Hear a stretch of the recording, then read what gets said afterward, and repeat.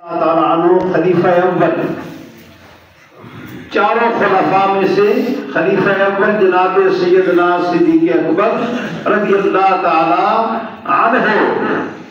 جیسے سب سے پہلے میں نے اسدرات سے کہا کہ اللہ کے ساتھ محبت کرو، اللہ کے محبوب نبی جناب محمد رسول اللہ صلی اللہ علیہ وسلم کے ساتھ محبت رکھو، پھر حضور کے صحابہ آل بیت اطہار کے ساتھ محبت رکھو، اور پھر ان صحابہ میں سے سب سے پہلے خلیفہ جناب سیدنا صدیق اکبر رضی اللہ تعالیٰ عنہ کی عزت و توقیر اور ان کے ساتھ محبت رکھو۔ پھر بیان فرمایا جناب سیدنا صدیق اکبر کے بعد جناب سیدنا عمر فاروق رضی اللہ تعالیٰ جسے لوگوں نے بھی فالو کیا، اغیار نے بھی فالو کیا۔ پھر تیسرے خلیفہ جناب سیدنا عثمان غنی رضی اللہ تعالیٰ عنہ۔ پھر اس کے بعد چوتھے خلفاء میں سے جناب خلیفہ سیدنا علی المرتضیٰ رضی اللہ تعالیٰ عنہ، حضور کے آل بیت بھی اور حضور کے پیارے صحابہ بھی، حضور کے چچا کے بیٹے بھی، اور بے پناہ آپ کی نسبتیں ہیں۔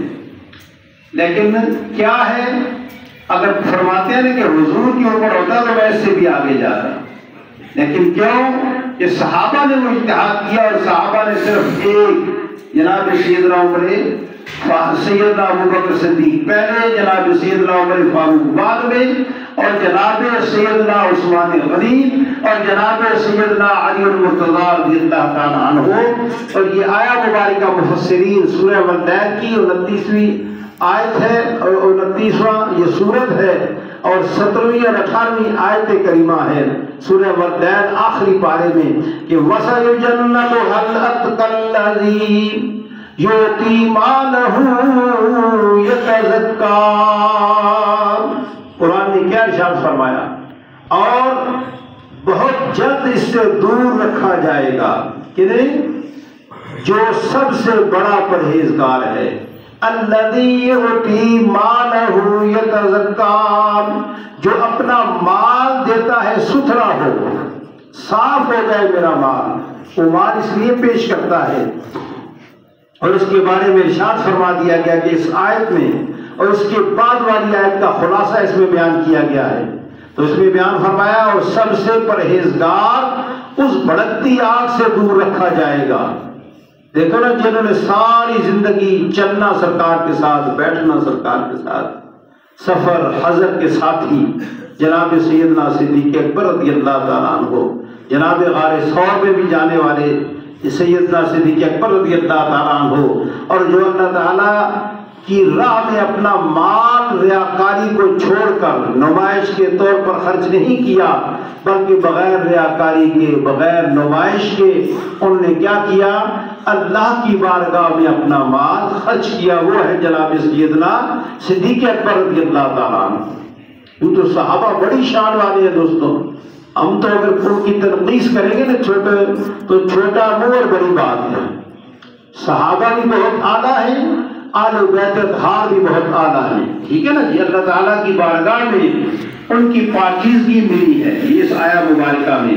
پھر آپ کے فضائل میں آتا ہے کہ خازن تفاسیر کے حوالے سے کہ تمام مفسرین کے نزدیک اس آیت میں سب سے بڑے پرہیزگار سے مراد جناب سیدنا صدیق اکبر رضی اللہ تعالیٰ عنہ، نہ آپ کی نہ میری بات، رضی اللہ تعالیٰ عنہ۔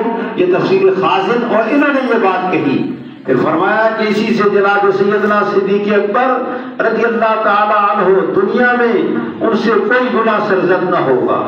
فرمایا گیا کہ انہیں جہنم سے بہت دور رکھا جائے گا۔ پھر فرمایا کہ جہنم سے دور رکھے جانے میں ان کے لیے جنتی ہونے کی بشارت ہے۔ جنتی عشرہ مبشرہ میں سے بھی ہے نا۔ سرکار نے دنیا میں، سرکار نے اپنے وقت میں ارشاد فرما دیا کہ یہ جنتی ہیں، جنت کی کنجی ہے ان کے پاس، جنت ان کو عطا فرما دی گئی ہے۔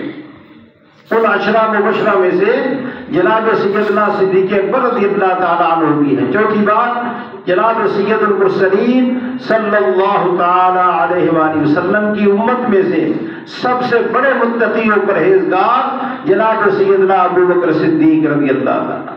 قطع نظر اس میں کسی دوسرے صحابی کی نفی نہیں کی جا رہی، جناب چھٹی بات، حضرت ابو بکر صدیق رضی اللہ تعالیٰ عنہ ہر صدا میں اعلیٰ درجے کا اخلاص تھا. جب بھی حضور نے صدا دی لبیک کر کے شامل ہو گئے. وہ ہے جناب سیدنا صدیق اکبر کہ جس کی گواہی رب تعالیٰ دے رہا ہے، رب العالمین فرما رہا ہے. اور فرمایا گیا کہ حضرت ابو بکر صدیق کی افضلیت سے متعلق بے پناہ فتاوی رضویہ میں شے موجود ہے، ایک نہیں ان گنت لا تعداد دوستوں موجود ہے. اگلی آیت مبارکہ جس میں یہ بیان فرما دیا گیا وَمَا لِأَحَدٍ عِنْدَهُ مِن نِعْمَةٍ تُجْزَىٰ إِلَّا ابْتِغَاءَ وَجْهِ رَبِّهِ الْأَعْلَىٰ وَلَسَوْفَ يَرْضَىٰ. قرآن نے اگلی آیت میں کیا ارشاد فرمایا کہ اور اس کے ساتھ کوئی کچھ احسان نہیں ہے کہ دیا اور احسان کر لیا، جس کا بدلہ دیا جائے. اور پھر فرمایا کہ اپنے رب کی رضا چاہتے ہیں، رب کی رضا جوئی کے لیے جو سب سے بلند ہے، اور بے شک رب ہے کہ وہ راضی ہو گیا. جن سے رب راضی ہو گیا ہم کہیں کہ وہ راضی نہیں لوگ. یہ دوستو یہ وہ کہنے والے جانے اور ان کا کام جانے.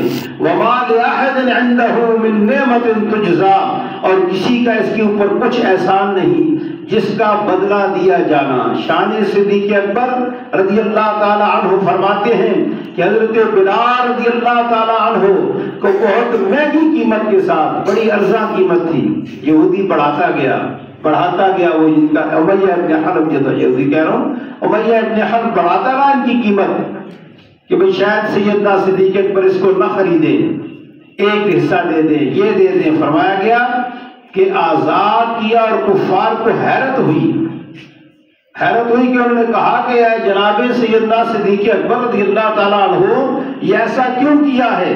فرمایا شاید حضرت بلال کا ان پر کوئی احسان ہوگا.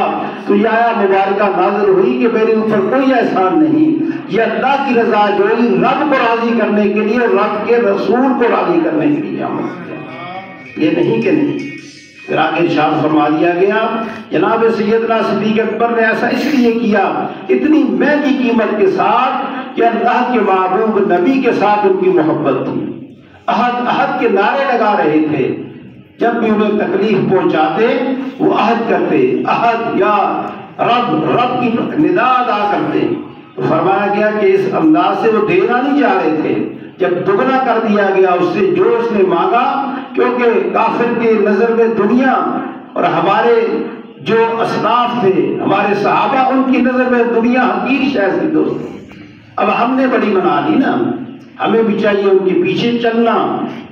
کہ کل پرسوں کی حکمت کی بات یہی اس میں آئی کہ نیک بخت وہ ہے جس نے کمایا اور اسے خرچ کیا، نیکی کے لیے بویا، اسے لوگوں میں اسے تقسیم کیا، وہ نیک بخت ہے. فرمایا بدبخت کون ہے؟ جس نے اپنا مال جمع کیا، جمع کرنے کے بعد چھوڑ گیا.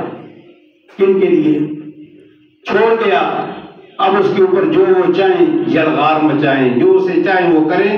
فرمایا وہ بدبخت ہے. حکمت میں لکھتے ہیں سعدی رحمت اللہ علیہ، یہ بات پھر میں نے نہیں کہی، علامہ سعدی رحمت اللہ علیہ جو حضور غوث پاک کے دور کے بندے ہیں وہ یہ ارشاد فرما رہے ہیں یہ فعل معاذ اللہ تعالیٰ کی رضا جوئی کے لیے فرمایا گیا. پھر آگے اسی میں ارشاد فرمایا کہ آپ نے ایک نہیں حضرت بلال کو خریدا، آپ نے عامر ابن فہیم کو خریدا، ام عویس کو خریدا، اور کئی صحابی آپ نے جب خریدے تو آپ کے والد گرامی نے ایک بڑی پیاری بات کیا کہی، کہا کہ اے ابو قحافہ رضی اللہ تعالیٰ عنہ، دیکھو نا غور فرمائیں کہ 4 پشتوں سے صحابیت آپ کو پہنچی.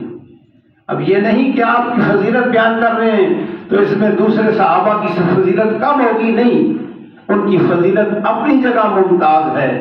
آپ کے والد گرامی بھی حضور کے صحابی رسول بنے، حضرت ابو قحافہ رضی اللہ تعالیٰ، آپ خود بھی جو ہے وہ صحابی رسول بنے، آپ کے بیٹے بھی صحابی رسول بنے، حضرت عبد الرحمن ابن. اسی طرح آپ کے آگے پوتے جو تھے وہ بھی مسلمان بھی ہوئے اور صحابی رسول بھی ہوئے. تو 4 پشتوں سے آپ کو اللہ رب العالمین نے شرف صحابیت عطا فرمائی وہ ہیں جناب سیدنا صدیق اکبر رضی اللہ تعالی عنہ.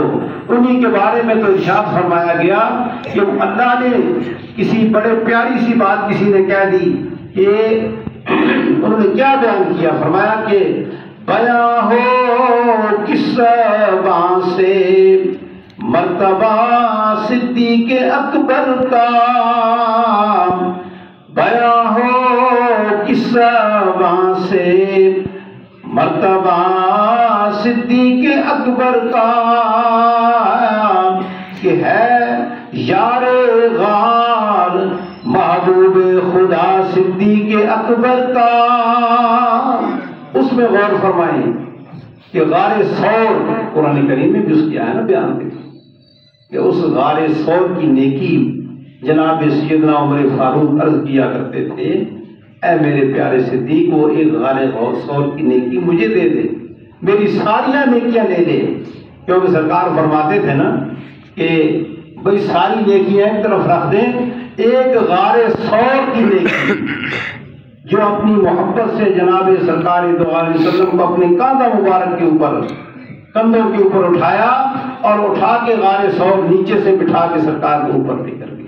یہ پورا ایک واز ہے اور وہاں لے جانا یہ آپ کا آج بھی مشکل ہے دوستو، 2.5 گھنٹے لگتے ہیں.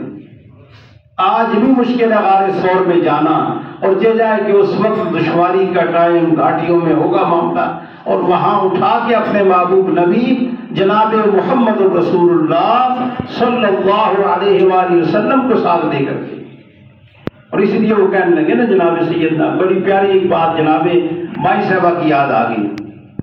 سرکار تشریف فرماتے، بات بھئی اینڈ ہوگی ہے، یا تو پہلے پڑھا کرے یا ساتھی ذرا سنگیت لایا کریں نا، تشریف لایا کریں، انشاءاللہ اسی کو آگے چلائیں گے. ٹائم ہمارا پورا ہو گیا انشاءاللہ، اور اسی کے اوپر اختتام کرتے ہیں کہ جناب سیدنا صدیق اکبر رضی اللہ تعالیٰ عنہ کو رب نے بڑی شان بڑی عظمت عطا فرمائی، اور وہ آپ بھائی صاحبہ کی بات انشاءاللہ آئندہ جمعہ جو ہے وہ بیان کی جائے گی. اللہ ہم سب کو حضور کی اتباع نصیب فرمائے، سرکار کے ساتھ پکی سچی نسبت عطا فرمائے. ذرا پہلے کریں گے نا وما علیہ الا البلاغ المبین، سنت ادا فرمائے.